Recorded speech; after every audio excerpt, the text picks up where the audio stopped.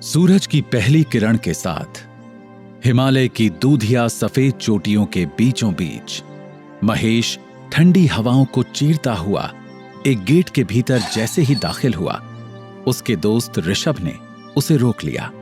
अरे महेश, तुम सुबह तड़के इतनी ठंड में आश्रम में क्या कर रहे हो? तुम्हें याद नहीं? अरे आज तो गुरुजी हमें उस अजन्मे सब युक्त संयमी परमात्मा के बारे में बताने वाले हैं, जिसकी शुरुआत, मध्य, अंत, रूप, प्रकृति और सार हम नहीं जान पा रहे हैं। अजन्मा, सब युक्त? ऐसा कौन है इस धरती पर महेश? ओफो ऋषभ, तुम गुरुजी का पिछला अध्याय भूल गए हो, जो संसार की रचना करता है, संरक्षण के समय जो पुरुष के रूप में होता है और जो रुद्र रूप में दुनिया को निगल जाता है, वो पूरे ब्रह्मांड को एक अंतहीन रूप में रखता है। कुछ याद आया? ओम नमः शिवाय।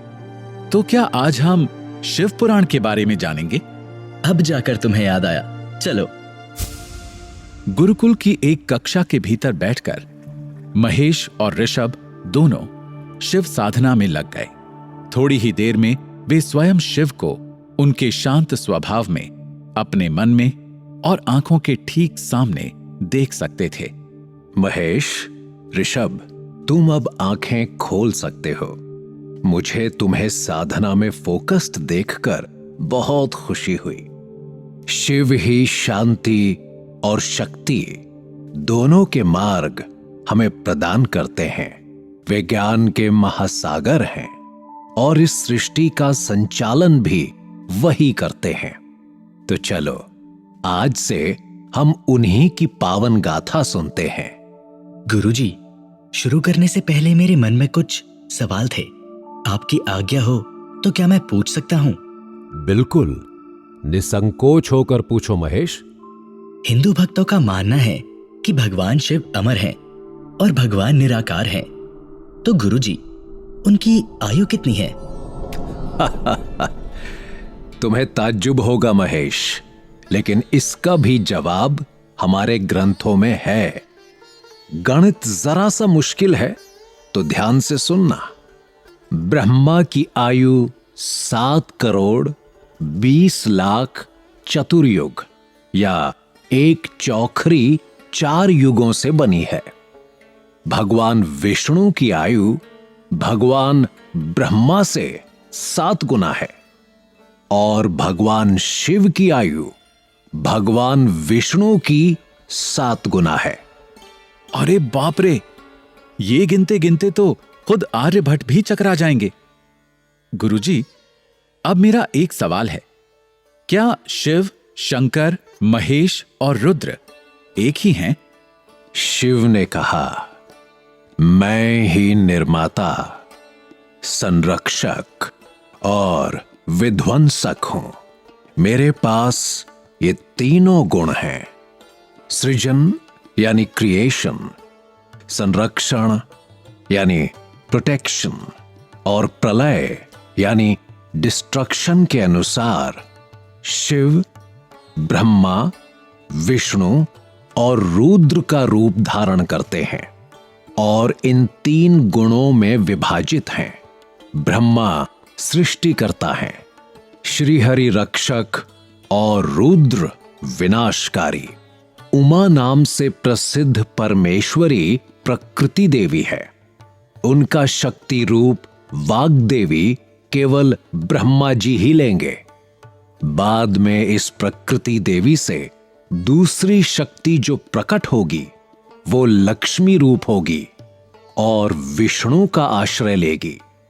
बाद में फिर से काली नाम के साथ तीसरी शक्ति जो दिखाई देगी वह निश्चित रूप से शिव के हिस्से को प्राप्त होगी, यानी रुद्रदेव।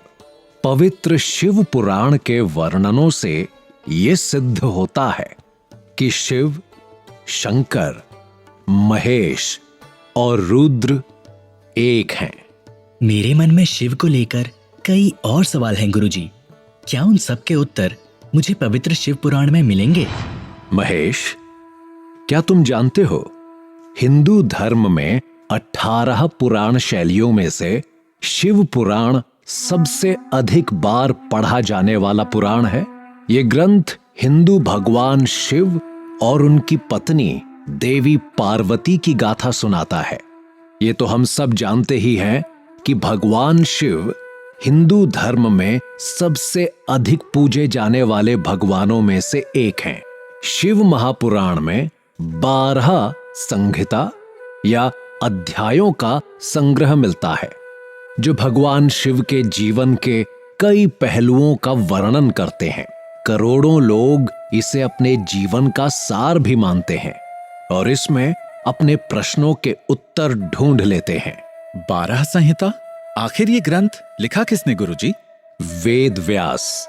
इन महर्षि के शिष्य राम शरण ने संस्कृत में ये ग्रंथ लिखा। इसका जीवन में अध्ययन कौन कर सकता है गुरुजी?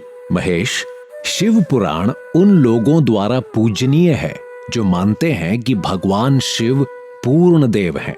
सैकड़ों सालों से भक्त और लोग नियमित धार्मिक अभ्यास के रूप में अपने घरों पर शिव पुराण पढ़ते आए हैं। आज शिव पुराण भारतीयों के लिए संस्कृत और हिंदी और विदेशियों के लिए अंग्रेजी और कई और भाषाओं में भी उपलब्ध है। इसे हर कोई आसानी से पढ़ सकता है। इसका मतलब कि इस संसार के संरक्षक की गाथा आज पूरा विश्व पढ़ता है। गुरुजी, मुझे शिव पुराण का ज्ञान दीजिए और सभी 12 संहिताओं का वर्णन कीजिए। आओ महेश, ऋषभ, सुनो महादेव की गाथा और इसका पवित्र ज्ञान स्वयं दूसरों तक भी पहुंचाओ। पहला अध्याय है सूत जी द्वारा शिव पुराण की महिमा का वर्णन। पावन शिव पुराण का संपूर्ण ज्ञान पाने के लिए बने रहिए हमारे साथ अगले एपिसोड में।